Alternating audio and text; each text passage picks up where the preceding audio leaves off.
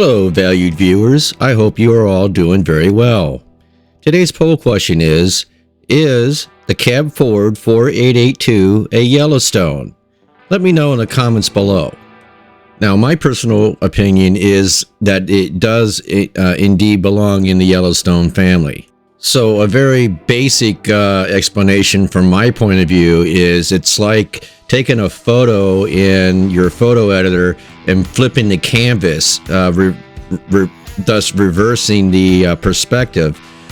At a glance, it looks like a whole new image, but really it's the same photo. And to me, that's really all that Southern Pacific had done, is taken a Yellowstone design and just flipped it. And basically they did so just to meet specific needs that they needed for their lines. And we're going to get into those needs here in a little bit here throughout the video. And from a more professional point of view, most publications generally lump the Cab Forwards in with the Yellowstones anyhow. The specifications are very, very similar across the board, and I see no reason why they shouldn't. So, in my opinion, the Yellowstones and the Cab Forwards belong in the same family. Okay, so the origin of the Cab Forward begins basically around the turn of the century, 1900 or so, once Southern Pacific had gained access rights to a majority of the Central Pacific Railroad's lines. So subsequently, the Southern Pacific started up the Sacramento division, and that line had 150 miles of grades up to 2.5%. It's one of the most difficult runs in the United States.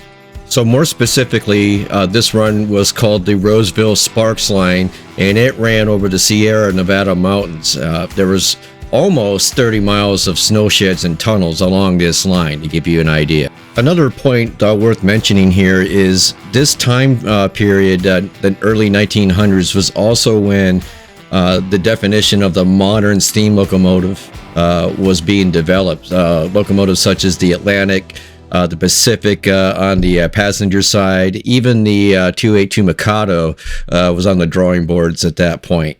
So the locomotives were getting bigger and more capable and more powerful, and the rolling stock was designed to match as well. So now you've got bigger trains going on these tracks. So the Southern Pacific in about 1908 realized, they said, hey, we got to have a larger locomotive to get things done around here, you know, if they're going to be pulling these long trains through these kind of grades through the Sierra Nevadas.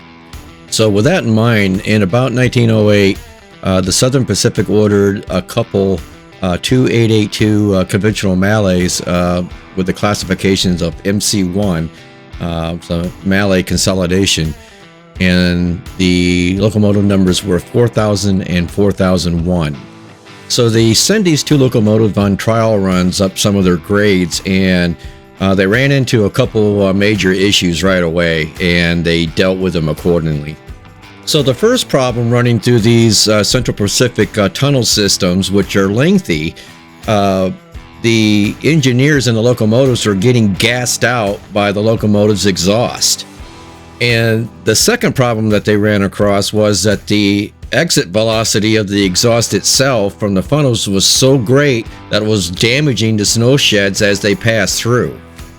So not long after the delivery of these MC1 2882 Malays, one of the locomotive engineers just got fed up with smoking a pack of Marlboros every time they went through one of these tunnels and decided to do something about it. So this locomotive engineer takes it upon himself, stops the train, disconnects the locomotive and tender from the rest of the train, backs up his locomotive, turns his locomotive around and reconnects the nose of his locomotive to the train, and then proceeds to pull the entire consist through the tunneling system that they were going through. So this engineer's idea basically stopped the exhaust from the locomotive from getting into the engineering cab as they went through the tunneling system. So this engineer solves the smoke problem and whatnot, but he also caused a couple of other problems in that The tender of the locomotive is now in the very front of the train, and the engineering crew has limited sight looking forward because the locomotive's tender is visually blocking their sight. Also, the engineering crew is now on the wrong side of the track, so they can't see the signaling system that they normally would be seeing if the locomotive was facing the direction that they were intended to. So despite the new problems, other locomotive engineers see this first engineer getting away with it, so they decide to reverse their locomotives as well, and now we have a trend.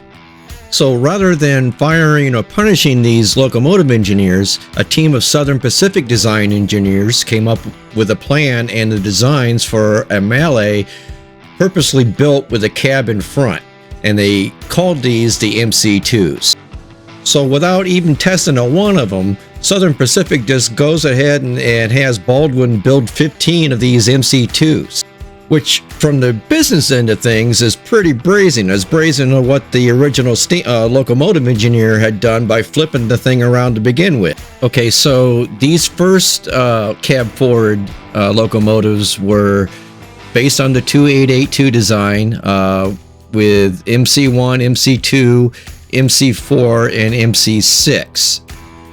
And the first Yellowstone cab forward based on the 4882 wheel arrangement started in 1928 with class AC4, and that class ran through AC12. With the only exception in that grouping is the AC9, which is based on the traditional Yellowstone wheel arrangement of 2884. And that specific design will get its own video in the future. So when it was all said and done, Southern Pacific ended up with a total of 256 cab forward locomotives of all the various classes. The cab forwards were a distinct trademark of the Southern Pacific. Often they were called backup Mallets as another nickname for this type of locomotive. They were truly distinctive, and no other railroad in the world had locomotives like these. So with that, the following specifications pertain to the AC12 4882 cab forward by the Southern Pacific. So the AC12s ran in locomotive numbers 4275 through 4294. Their first run was October 27th of 1943, and all were retired between the years of 1955 and 1958. All of the AC12s were scrapped with the exception of number 4294, which can be viewed at the Sacramento, California State Railroad Museum in California of the United States. The total weight of an AC12, including the tender, was 977,900 pounds. The adhesive weight to the rails was 531,700 pounds. It used 63-inch drivers. They were a 4-cylinder simple articulated locomotive. The cylinder size were 24 inches by 32 inches. The AC12 used Walschaerts valve gears. The tractive effort was 124,300 pounds. And all of the AC12s were built by the Baldwin Locomotive Works. And with that, I'll wrap up this video by saying thank you for watching the video. Please subscribe if you haven't done so already. Hit the like button to help the channel grow. And visit our print shop at Nickel Plate Limited at Etsy.com. And once again, we would like to say thank you.